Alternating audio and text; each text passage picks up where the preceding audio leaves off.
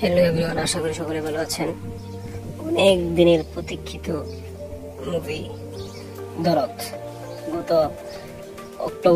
গত ফেব্রুয়ারি থেকে এই পর্যন্ত মানুষ মুক্তির অপেক্ষায় আছে। তবে অনন্য মামুনের নানা কারণে মুক্তি দিতে পারছে না।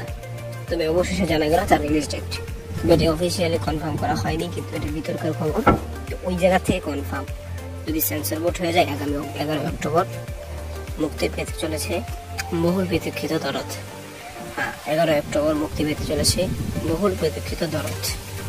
এক হল মালিকের কাছ থেকে আমরা জানতে পেরেছি তাদেরকে গ্রিন সিগন্যাল দেওয়া হয়েছে যে আপনাদের যে কি জানি একটা ডেটা আর কি জানি একটা আছে সেটা ঠিক করেন, সেটা তাড়াতাড়ি খুশি করে আসতে দরদ আপনার সেটা ঠিক করে ফেলুন।